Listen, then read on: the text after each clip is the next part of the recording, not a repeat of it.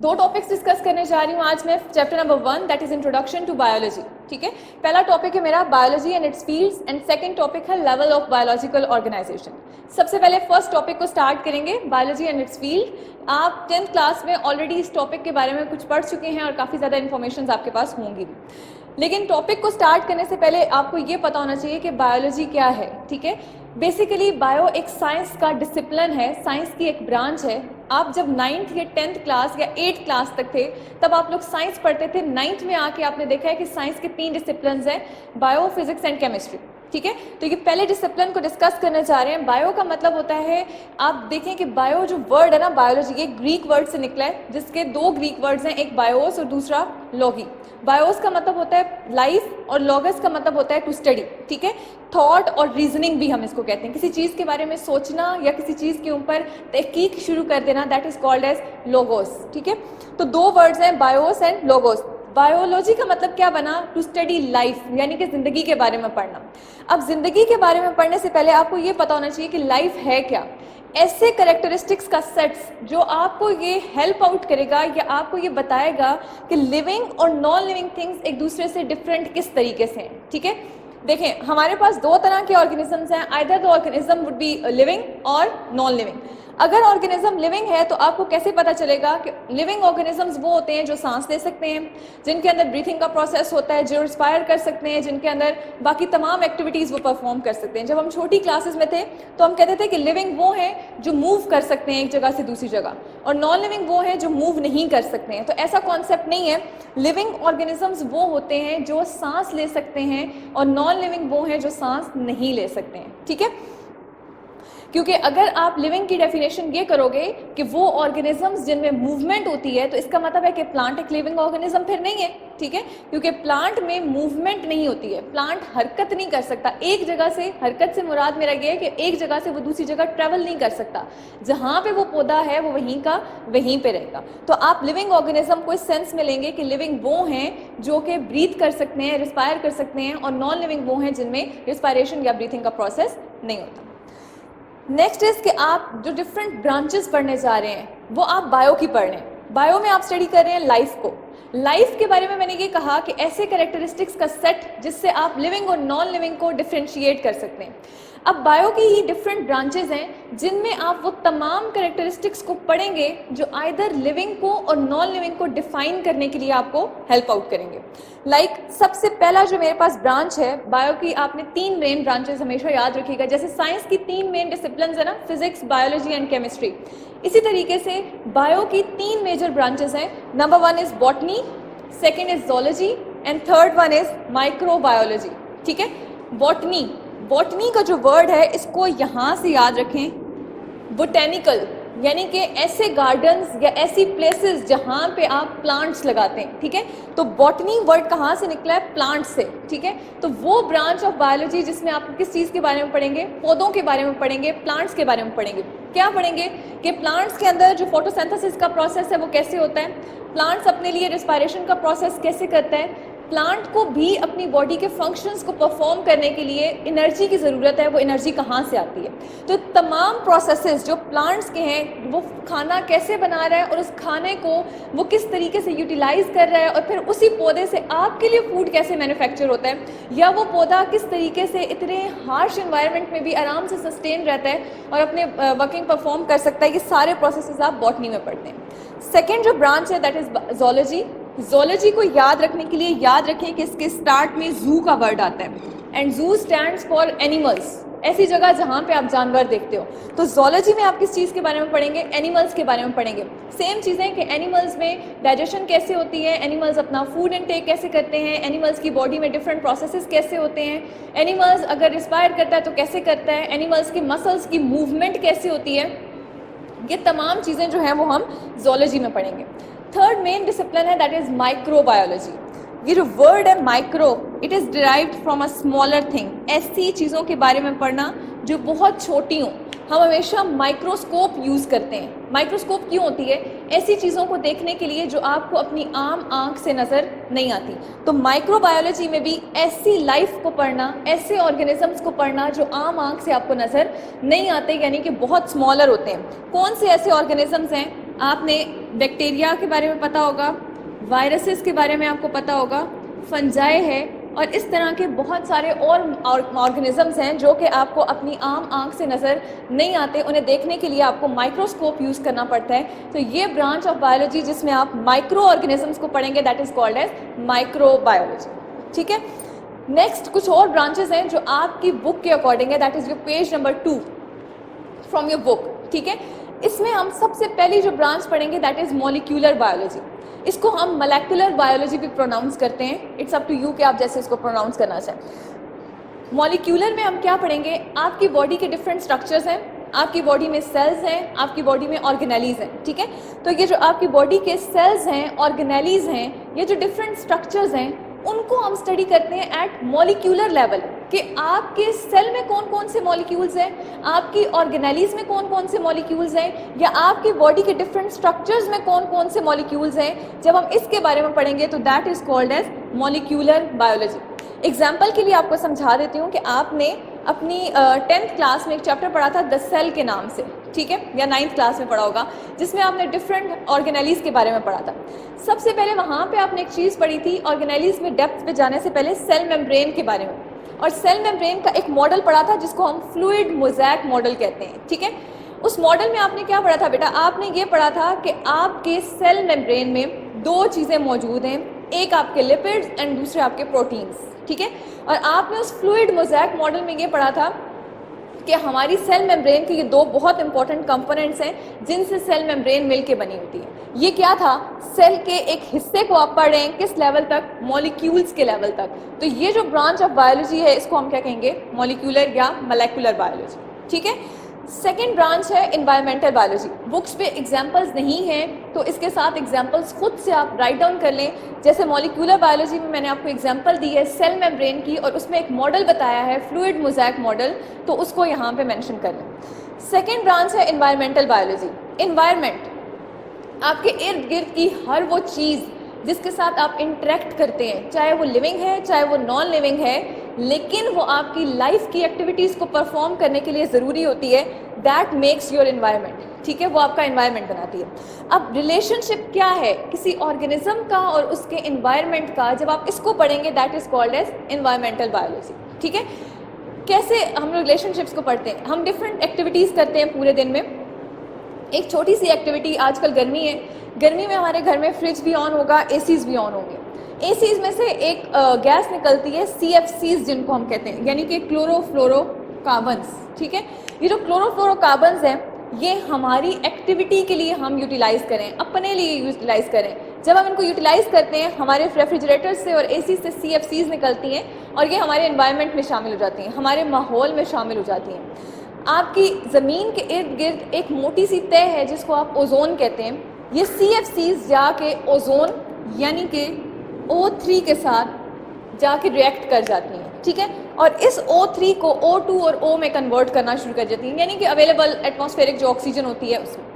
जब ये इसके साथ रिएक्ट करेगी तो आहिस्ता आहिस्ता वो जो मोटी सी लहर तह है जो आपकी ज़मीन पर अल्ट्रा वायलेट रेडिएशंस को आने से रोक रही है, वो आहिस्ता आहिस्ता डिप्लीट होती जाएगी, जिसे आप ओजोन डिप्लीशन कहते हैं। ठीक है, ये जब अल्ट्रा वायलेट रेडिएशंस आपकी रोक नहीं सकेगी क्योंकि ओजोन थिन हो गई है, तो आपकी अल्ट्रा वायलेट रेडिएशन ज़मीन पर आएंगी, जिससे आपकी स्किन या आपके डिफरेंट ऑर्गन्स या बॉडी के जो डिफरेंट पार्ट्स हैं उनको कैंसर्स या डिफरेंट आपको जो है ना वो नुकसान पहुंच सकता है। तो ये एक एक्टिविटी थी जो किसने की है, ऑर्गेनिज्म ने, और किसको इफेक्ट किया, अपने इन्वायरमेंट को। ठीक है, तो इसमें आप एग्जाम्पल दे सकते हैं CFCs की, कि CFCs जब हमारे रेफ्रिजरेटर से या डिफरेंट चीज़ों से एसीज वगैरह से निकलेंगे तो वो हवा में जाके ओजोन की लेयर को डिप्लीट करेंगे। जब ओजोन डिप्लीट होगी तो अल्ट्रा वायलेट रेडिएशन ज़मीन पर आएंगी, जिससे हमें नुकसान पहुंचेगा।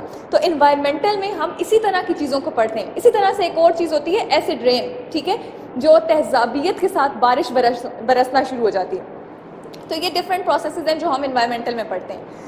थर्ड है हमारे पास माइक्रोबायोलॉजी, जिसको हम एक दफ़ा पहले डिस्कस कर चुके हैं, लेकिन फिर भी आपको बता दूं कि इसमें आप माइक्रो ऑर्गेनिजम्स को पढ़ें, जैसे फंजाई, बैक्टीरिया, वायरसेस। क्या पढ़ते हैं हम माइक्रो ऑर्गेनिजम्स का, उनका स्ट्रक्चर कैसा है, उनका मोड ऑफ ट्रांसमिशन कैसा है। ठीक है, उनकी बॉडी के जो डिफरेंट ऑर्गन्स हैं वो काम कैसे करते हैं, ये जो माइक्रो ऑर्गेनिजम्स हैं ये आइदर यूनिसेलुलर हैं, मल्टी सेलुलर हैं, या ये माइक्रो ऑर्गेनिजम्स कैसे हैं, ये तमाम चीज़ें हम इस ब्रांच ऑफ बायोलॉजी में डिस्कस करेंगे।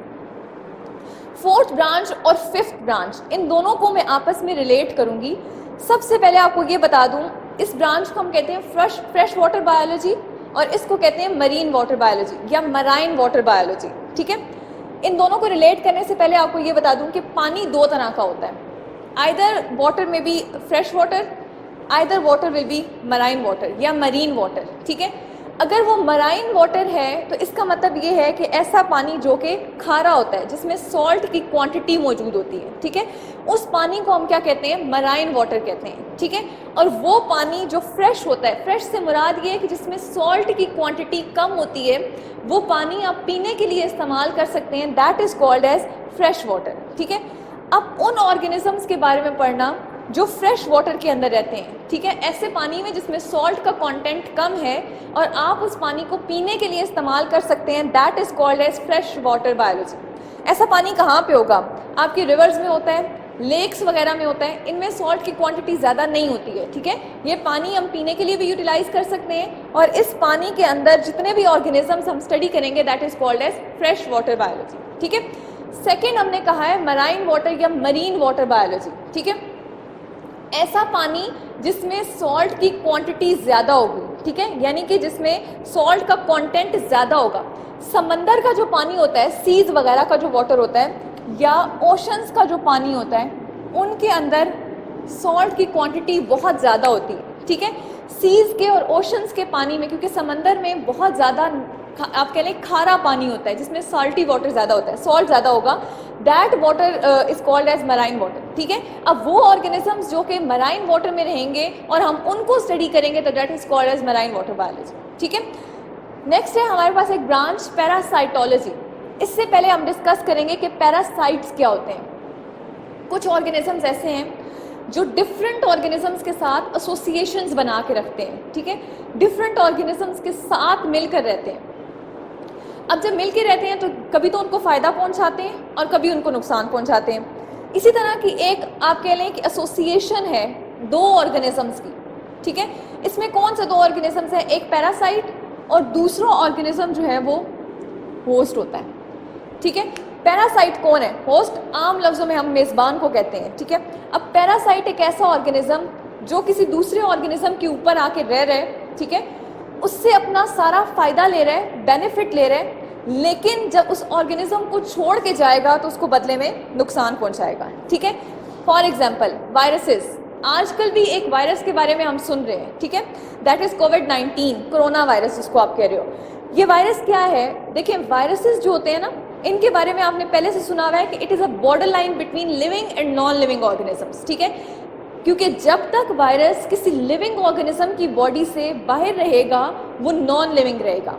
क्यों नॉन लिविंग रहेगा, क्योंकि उसके पास अपनी बायोसिंथेटिक मशीनरी मौजूद नहीं होती है। ठीक है, लेकिन जैसे ही ये वायरस किसी लिविंग ऑर्गेनिज्म की बॉडी में आएगा इट विल बी एक्टिवेटेड, और वो अपनी बायोसिंथेटिक मशीनरी तो उसके पास थी नहीं, वो होस्ट की बायोसिंथेटिक मशीनरी का इस्तेमाल करते हुए अपने लिए जितने भी कंपोनेंट्स हैं या प्रोडक्ट्स हैं बनाना शुरू कर देगा।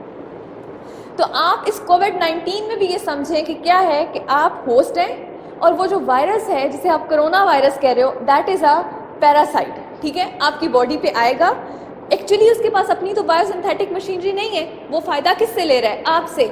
लेकिन जब वो आपकी बॉडी से जा रहा है कि जब वो अपनी प्रोडक्शन ज़्यादा कर रहा है, उसके बाद आपकी बीमारी में आपको एक मुब्तला कर रहा है, आपको हार्म कर रहा है, आपको नुकसान पहुंचा रहा है। तो इस तरह के ऑर्गेनिजम्स को जो फ़ायदा लेते हैं आपसे लेकिन बदले में आपको नुकसान पहुंचा देते हैं, आपसे या किसी भी ऑर्गेनिज्म से, these are called as parasites. ठीक है, तो अब वो ब्रांच ऑफ बायोलॉजी जिसमें हम पैरासाइट्स के बारे में पढ़ेंगे that is called as parasitology. इसमें हम क्या क्या पढ़ते हैं पैरासाइट्स की, पैरासाइट्स का मोड ऑफ ट्रांसमिशन क्या है। ठीक है, कि पैरासाइट्स किस तरीके से एक जगह से दूसरी जगह पे ट्रांसफ़र होते हैं। मोड ऑफ ट्रांसमिशन का मतलब ये है कि अगर किसी ऑर्गेनिज्म की बॉडी में कोई पैरासाइट आ जाता है, ठीक है, कुछ पैरासाइट्स ऐसे हैं बेटा जो एक होस्ट पे अपना लाइफ साइकिल कंप्लीट नहीं कर सकते। ठीक है, वो एक होस्ट से दूसरी तरफ जाते हैं और अपना लाइफ साइकिल कंप्लीट करते हैं। क्योंकि मैंने अभी जो एग्जाम्पल कोट की थी वो कोविड-19 की है, तो इसी को लेते हैं। देखो इसका मोड ऑफ ट्रांसमिशन क्या है, आप किसी से हाथ मिलाएंगे तो ये वायरस ट्रांसफ़र हो जाएगा। किसी बंदे को स्नीजिंग हो रही है, वो छींक रहा है, तो छींकने से जितने भी आपके लिए स्लाइवा उसकी माउथ से बाहर निकल रहा है, वो जहाँ जहाँ तक फैलेगा, किसी चीज़ के ऊपर गिर गया, अगर उसने अपना माउथ कवर नहीं किया किसी हैंड करचीफ से या अपने बाजू से, तो वो जहाँ जहाँ तक वो वायरस फैला है और उस चीज़ पे आपने अपना हाथ लगा दिया है, तो वो वायरस उस नॉन लिविंग मटीरियल से आपकी बॉडी में चला जाएगा। तो ये इसका क्या है, मोड ऑफ ट्रांसमिशन, कि किन तरीक़ों से ये वायरस फैल रहा है। ठीक है, नेक्स्ट है लाइफ हिस्ट्रीज, कि मतलब ये वायरस जो है वो कितने टाइम के लिए सर्वाइव करेगा, कितने टाइम के लिए ये वायरस रहेगा, इसका जो टेम्परेचर है, कितने टेम्परेचर के ऊपर ये वायरसेस रह सकते हैं ज़िंदा, और उसके बाद वो अगर टेम्परेचर ज़्यादा हुआ तो ये वायरस मर जाएगा, या कम हुआ तो मर जाएगा। फिर एक स्पेसिफिक पीएच होती है जिस पे वायरसेस जो होते हैं वो रह सकते हैं, अगर उस पीएच को भी डिस्टर्ब किया तब भी वायरस जो है वो डिस्टर्ब हो जाएगा। तो ये तमाम चीज़ें जो आप वायरसेस के बारे में, मैंने वायरस को एज अ पैरासाइट की एग्जांपल ली है, इसी तरह से बहुत सारे और पैरासाइट्स हैं, कुछ बैक्टीरियाज भी पैरासाइट्स हैं, कुछ फंगस जो है वो भी पैरासाइट है, इस तरह की बहुत सारी ऑर्गेनिजम्स हैं जो पैरासाइट्स हैं। तो आपको एक छोटी सी पैरासाइट की एग्जांपल देती हूँ, लाइस। अक्सर सर में जो जूंक होती है ना, it is also a parasite. ठीक है, ये भी आपकी बॉडी के ऊपर रह रही है, आपके सर पे रह रही है और आपके सर में से खून सक करती है, ब्लड लेती है, लेकिन बदले में आपको नुकसान पहुंचाती है, क्योंकि अगर ये बहुत ज़्यादा अरसे तक रहे तो आहिस्ता आहिस्ता होल्स क्रिएट हो जाते हैं आपके स्कल के अंदर। ठीक है, तो ये भी एक पैरासाइट है। ठीक है, तो पैरासाइट्स जो आपसे बेनिफिट ले रहे हैं लेकिन बदले में आपको नुकसान पहुंचा रहे हैं, इन ऑर्गेनिजम्स को आप पैरासाइट कह रहे हैं। और वो ब्रांच जिसमें आप पैरासाइट को पढ़ते हैं, उसका मोड ऑफ ट्रांसमिशन, उसका स्ट्रक्चर, उसकी लाइफ हिस्ट्रीज सब कुछ पढ़ेंगे, that is called as parasitology. Next branch है जी ह्यूमन बायोलॉजी। ह्यूमन बायोलॉजी में हम क्या पढ़ेंगे, सिर्फ और सिर्फ ह्यूमंस की स्टडी करेंगे।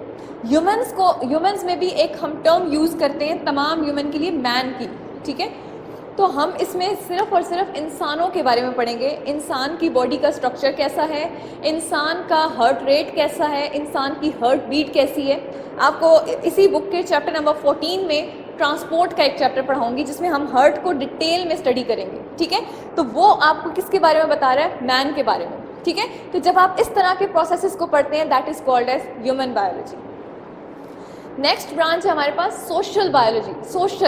सोशियोलॉजी से निकला है, सोशल होता है माशी या समाजी जो एक्टिविटीज़ होती हैं, इसमें भी हम स्टडी इंसान को ही करते हैं, ह्यूमन को ही करते हैं, लेकिन उसका सोशल और कम्युनल लाइफ।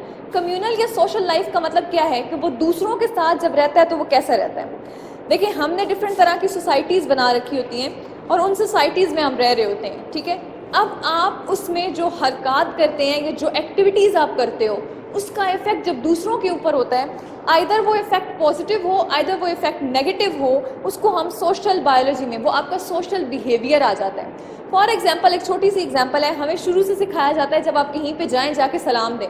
ठीक है, या हमें सिखाया जाता है कि जब बड़ों को आप मिलें तो आप अदब से हम खड़े हो जाते हैं, या हम लोग उनकी रिस्पेक्ट के लिए उनको पहल कर देते हैं सलाम में, या उनको पानी पिला देते हैं। ये सारी हमारी वो एक्टिविटीज़ हैं जो हमें शुरू से परवरिश के तौर पे दी जाती हैं, that is your social behaviour. कुछ लोग ऐसे भी होते हैं जो बच्चों को तंग कर रहे होते हैं, मारेंगे। ठीक है, ये भी आपका एक सोशल बिहेवियर है। ठीक है, इसी तरह से अभी आप लोग करंट सिचुएशंस को अगर देखें तो हमारे पास कुछ वायलेंसेस के केसेस आते हैं, जैसे लड़ाई हो जाती है किसी जगह पे या कहीं पे। अभी आपको ये भी पता है कि फ़ीमेल के लिए कानून इन्होंने पास किए जिसमें अगर किसी फ़ीमेल को घर में मार पड़ती है या उसके ऊपर तशद्दुद होता है या उसको कुछ भी किया जाता है तो वो अपने लिए, अपने राइट्स के लिए आवाज़ उठा सकती है। ठीक है, that is her social activity. आप सोशलिज्म की तरफ चले जाते हैं और आप ये देखते हैं कि हमारे लिए कौन कौन सी एक्टिविटीज़ हम कर सकते हैं और उन एक्टिविटीज़ का दूसरों पे क्या असर होता है। आइदर वो दूसरे ऑर्गेनिजम्स इंसान हो या आइदर वो दूसरे ऑर्गेनिजम्स कोई जानवर हो या कोई भी चीज़ हो, उनसे जो आपका रवैया है, उनसे जो आप कह लें कि आप एक्टिविटीज़ उनके ऊपर कर रहे हैं, that is called as social and communal behaviour. अक्सर हम लोग रोड के ऊपर कोई पपी देखते हैं तो हम उठा लेते हैं, ये आपका एक पॉजिटिव और अच्छा फीडबैक है, ये आपका सोशल बिहेवियर है पॉजिटिव वे में। लेकिन कुछ लोग ऐसे होते हैं उनको मारेंगे या उनको पकड़ के घर ले जाएंगे, that is the negative feedback और ये आपका सोशल कम्युनल, आप नेगेटिविटी की तरफ चले जाते हैं। ठीक है, लास्ट बायोलॉजी की ब्रांच दैट इज़ बायोटेक्नोलॉजी, जो आपकी बुक में लास्ट है, लेकिन इसके अलावा भी बहुत सारी बायोलॉजी की ब्रांचेस हैं, ठीक है, लेकिन आपकी बुक में ये 9 ब्रांचेस ही इंक्लूडेड थी, इसलिए 9 लास्ट फील्ड है आपकी। बायोटेक्नोलॉजी में हम क्या पढ़ेंगे कि हम दूसरे लिविंग ऑर्गेनिजम्स को कैसे इस्तेमाल करके हम मैनकाइंड के वेलफेयर के प्रोडक्ट्स बना सकते हैं। जैसे कि इंसुलिन की अगर हम एग्जांपल लें तो इंसुलिन एक बायोटेक्नोलॉजी प्रोडक्ट है जो कि हम शुगर पेशेंट्स के लिए इस्तेमाल करते हैं, उनकी शुगर ट्रीटमेंट के लिए, ठीक है। हम क्या करते हैं कि एक बैक्टीरिया को यूज़ करते हैं, उस बैक्टीरिया को लेबॉर्ट्री में इस्तेमाल करके हम इंसुलिन बनाते हैं और इंसुलिन को एज अ मेडिसिन या इंजेक्शंस की मदद से हम इंजेक्ट करवाते हैं उन पेशेंट्स को जो कि शुगर पेशेंट्स हैं, ठीक है। इसी तरह से एक और प्रोडक्ट है जो कि अल्कोहल है। अल्कोहल बनाने के लिए हमें फर्मेंटेशन का प्रोसेस करना पड़ता है और उस फर्मेंटेशन से एक फंजाई गुजरती है दैट इज़ यीस्ट, ठीक है। छोटी सी एग्जांपल घर से लेते हैं बायोटेक्नोलॉजी की कि हम कैसे लिविंग ऑर्गेनिजम्स को इंसान की भलाई के लिए इस्तेमाल करें। घर में अक्सर आपने देखा होगा कि हम दही जमाते हैं, ठीक है, योगर्ट लगाते हैं। हम क्या करते हैं कि थोड़ा सा दूध लेते हैं, उसको गर्म करने के बाद हम उसको थोड़ी देर के लिए किसी गर्म जगह पे छोड़ देते हैं, ठीक है। थोड़ी देर के बाद वही हमारा जो मिल्क है वो योगर्ट में कन्वर्ट हो जाता है। कैसे? उस मिल्क में एक लिविंग ऑर्गेनिज्म आके अपनी एक्टिविटीज़, अपने फंक्शंस और फर्मेंटेशन का प्रोसेस करता है। वो कौन सा लिविंग ऑर्गेनिजम्स है? दैट इज़ बैक्टीरिया, ठीक है। उस दूध में बैक्टीरिया है, बैक्टीरिया जब उस दूध में आप कह लें कि अपना प्रोसेस परफॉर्म करेगा तो उस मिल्क को किस में कन्वर्ट कर देगा? योगर्ट में। तो क्या होगा, एक लिविंग ऑर्गेनिज्म को यूज़ करके आपने दूसरे लिविंग ऑर्गेनिज्म की भलाई का काम किया है, that is called as biotechnology, ठीक है। फर्स्ट टॉपिक में हमने सिर्फ और सिर्फ बायोटेक्नोलॉजी तक ही हमने डिस्कस करना है क्योंकि बुक में इतनी ही ब्रांचेज हैं बायोलॉजी की। तो आपने 9 ब्रांचेज ऑफ बायोलॉजी पढ़ी हैं, मॉलिक्यूलर बायोलॉजी और molecular biology, environmental biology, microbiology, fresh water biology, marine water biology, parasitology, human biology, social biology and biotechnology. इस टॉपिक में आपको कोई भी कन्फ्यूजन हो, कोई भी क्वेश्चंस हो तो आप जो है वो पूछ सकते हैं।